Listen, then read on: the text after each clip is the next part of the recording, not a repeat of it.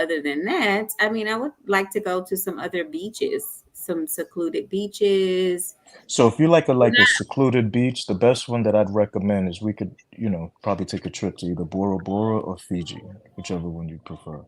not. Okay. A little over the water bungalow, intercontinental, what I'm saying? We could go to Tatalasso property, we can do the Bora Bora resort, whichever one you prefer. People have a problem with because they can't Well, actually good. be Have a told problem and anything. keep your motherfucking ass I tripping. understand that, Keep but on tripping. You calm see this? down, Watch this. relax, Listen. relax, Look. relax, Now and look, big bro, understand. big At the end of the square with day, that that's the reason. motherfucking ass That's the out here reason. That's the because reason you deal why. with a That's the woman. Hi guys, so you guys know that Austin Holman has been saying that he used to own three barber shops before he decided to close them down and become a passport bro full time. And I have been one of the people who have been challenging that story. I actually made this community post when he was here in America, challenging him to go to the his former barbershop, the ones he used to own, and interview the new owners. And I also posted this cheeky, very sarcastic poll where I asked people which one of the three was not real. And the first one was the unicorn. Option B was um, the tooth fairy, and option three was Austin Holman's three barbershop. And people understood, it was a sarcastic poll. And of course, the Austin's three barbershops were what got the most vote.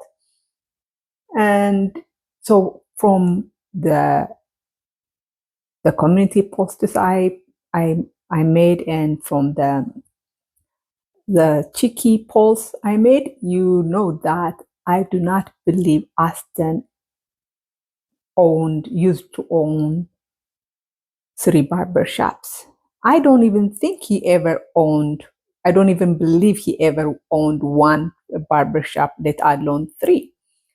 And a lot of people have been asking me, why does it matter? I mean, why does it matter whether he owned a barbershop or not?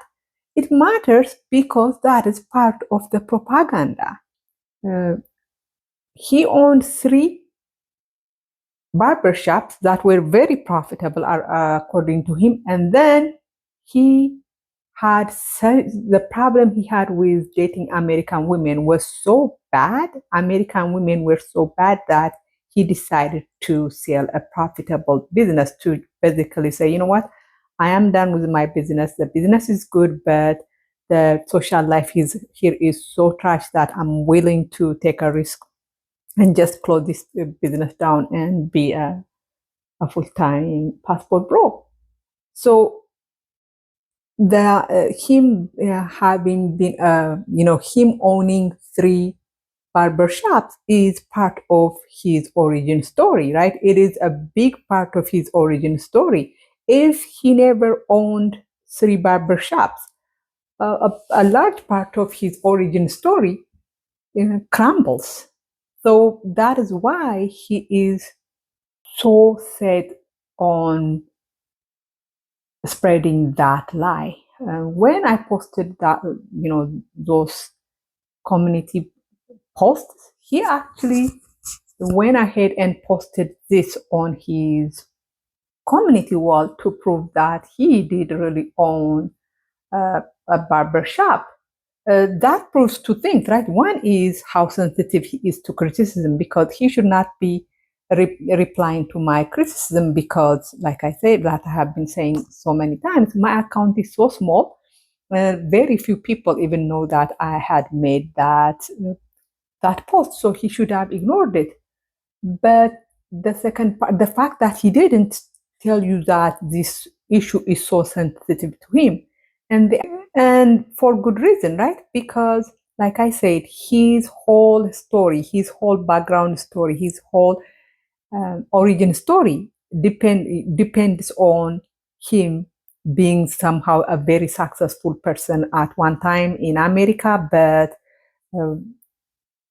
leaving all the success, the financial success behind, and becoming a full-time traveler, a full-time passport bro. So the first, what was it? Maybe the third month of COVID, I started making like $10,000, $11,000 a month cutting hair. Wow. So yeah, and I did that Wow. for 2 years, 2.5 years. You were making six figures cutting hair. Yeah, about $120,000. So yeah, Every year. A lot of people. Yeah, cutting hair.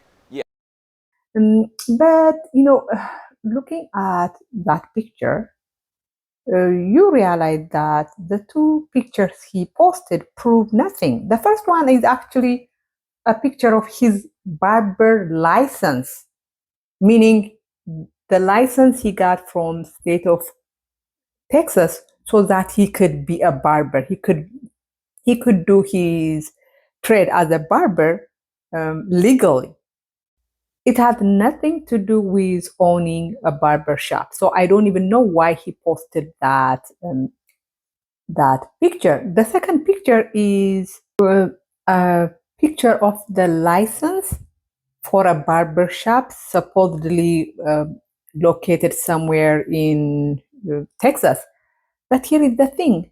We don't know if that barber shop is a real barber shop or it is in his basement. We don't know. It is so telling that in this day and age, Auston has absolutely no picture of his barber shop, the outside of his barber shop with a sign on the wall or on the door. I mean, is it believable? Like, people take, pictures of their business all the time, but for some reason, Auston didn't. And mind you, Auston is someone who seems to be, living on his phone camera all the time. So no, I do not believe that Auston ever owned 3 barbershops. I don't even believe he owned one barbershop. The way he and his mom talk about how profitable his business was, there are no financial proof. Like, I'm not talking about financial documents, but financial well-being that proves that this guy was a rich barber shop owner, right? Car not paid off. Uh, he has problem with getting credit cards. So there are not like the things you'd expect from someone making 6 figures do not exist. Card not paid off, having problem getting credit cards. So I don't believe he even ever made 6 figures, let alone owned 3 barber shops. But that's not really what I wanted to talk about today. Today I wanted to talk about his mom going on Primo's live and claiming that Auston was being flown out by rich people to cut hair. Why do you think Auston was so quick to leave and go to leave home? Because Auston, I feel like him accomplishing so much, 3 barbershops, working his ass off, driving back and forth to Austin to check on his shop that's in Austin. He kind of wore himself out, so to speak. He was also flying out of the state to cut people, high-end clients that were paying him crazy money to fly, book his flights, and pay for everything. I think he just really got burnt out. When I heard her saying that, I'm like, oh my God, because Auston himself doesn't even make that claim. This is a new claim that she probably came up with it on the fly, like probably on that same live. I have never heard Auston saying that he was being flown out all over America to cut hair. And if Auston was so this successful a barber that rich people were flying him out, how come those rich people are not reaching out to him when he was back in America? And here is the thing: Auston said that the first time, Auston said he has never been outside Texas. He said the I don't even think he has been outside Dallas. He said the other city outside Dallas that he ever visited was Auston. Auston, the city, Austin, Texas. So this guy was not being flown out all over America to cut hair. And I don't even know why she would tell that lie. But for me, how big that lie is and how she told it so comfortably, so easily, told me that, probably in that family, truth is not that valued, truth, whatever is, truth is just as valuable as the end, almost like, the end justifies the means. If the end, is whatever is achieved, not telling the truth is okay. So in that family, I don't think, they really cared that much about the truth. So it was so uh, shocking to hear her say that, and to hear her say it so easily, to lie so easily. It's like, oh my God, maybe this is what, why Auston lies so easily, because he saw his mom doing the same thing. But yeah, I do not believe he had